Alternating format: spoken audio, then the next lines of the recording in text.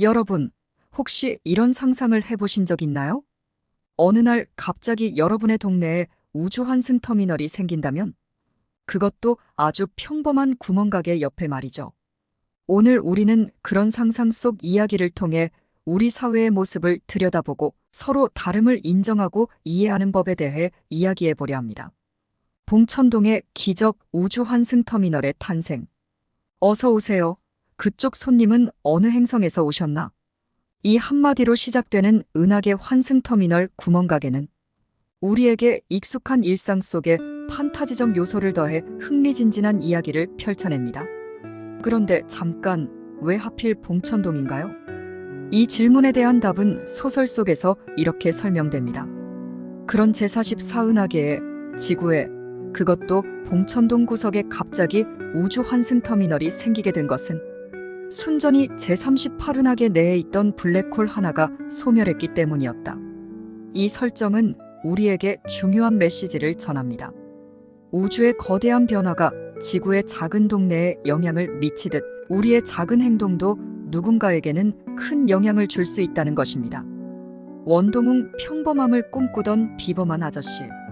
이야기의 주인공 원동웅 씨는 48세의 평범한 구멍가게 주인입니다. 아니, 평범해 보이지만 사실은 꽤나 특별한 인물이죠. 붉은 머리의 한국인이라고요? 그게 어떻게 가능한가요? 원동웅 씨는 혼혈로 태어나 평생 차별과 편견 속에서 살아왔습니다. 그래서 그는 늘 평범함을 꿈꿔왔죠. 하지만 아이러니하게도 그의 진정한 자아를 발견하게 된 곳은 다름 아닌 가장 비범한 공간, 우주 환승 터미널이었습니다. 이는 우리에게 중요한 질문을 던집니다. 과연 평범함이란 무엇일까요? 그리고 우리는 왜 그토록 평범해지길 원하는 걸까요? 다양성의 축제, 각양각색 외계인들. 원동웅 씨의 구멍가게를 찾는 외계인들은 그야말로 다양합니다. 푸른 피를 흘리는 외계인, 섬유유연제를 먹는 외계인, 심지어 최루성 물질로 이루어진 외계인까지. 이렇게 다양한 존재들이 어떻게 소통할 수 있을까요? 바로 이 지점에서 이 소설의 진정한 매력이 드러납니다. 언어가 통하지 않고 생김새도 전혀 다르지만 그들은 서로를 이해하려 노력합니다. 원동웅 씨는 때로는 다그치고 때로는 달고나를 건네며 그들과 소통합니다. 이는 우리 사회에 시사하는 바가 큽니다. 다름을 인정하고 서로를 이해하려는 노력, 그것이 바로 진정한 소통의 시작입니다. 언어의 벽을 넘어 소통의 진정한 의미. 소설 속에서 원동웅 씨는 처음에 외계인이라는 단어를 아무렇지 않게 사용합니다. 하지만 점차 그 단어가 가진 부정적인 의미를 깨닫고 손님이라고 부르기 시작합니다. 언어가 이렇게 중요한가요? 네, 매우 중요합니다. 우리가 사용하는 언어는 우리의 생각과 태도를 반영합니다. 외계인이라는 단어 대신 손님이라고 부르는 순간 원동웅 씨의 태도와 인식이 변화하기 시작한 것이죠. 이는 우리 사회에서도 마찬가지입니다. 우리가 사용하는 언어를 바꾸는 것만으로도 우리의 인식과 태도를 변화시킬 수 있습니다.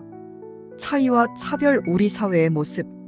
소설 속 외계인들의 모습은 사실 우리 사회의 모습을 반영합니다. 난민, 소수자, 사회적 약자들.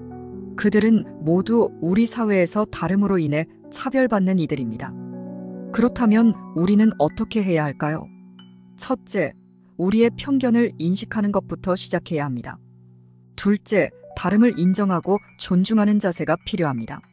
셋째, 소통을 위해 노력해야 합니다.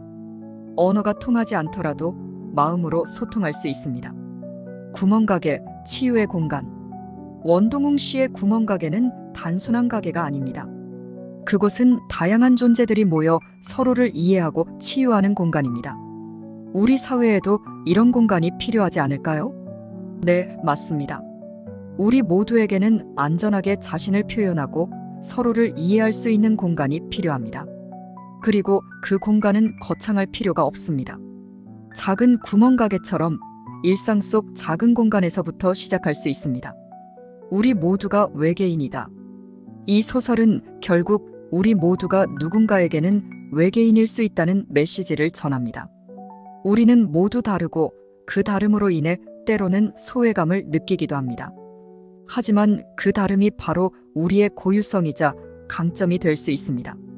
원동웅 씨가 자신의 붉은 머리를 당당히 드러내게 된 것처럼 우리도 우리의 다름을 인정하고 사랑할 수 있어야 합니다. 그리고 동시에 타인의 다름도 존중해야 합니다. 여러분, 오늘부터 우리 주변의 외계인들을 찾아보는 건 어떨까요? 그들과 소통하고 이해하려 노력해 보세요. 그 작은 노력이 우리 사회를 더욱 따뜻하고 포용적인 곳으로 만들 수 있습니다. 우리 모두가 서로의 다름을 인정하고 존중할 때 비로소 우리는 진정한 지구인이 될 수 있을 것입니다. 그리고 그때 우리의 작은 지구는 우주에서 가장 아름다운 별이 될 것입니다.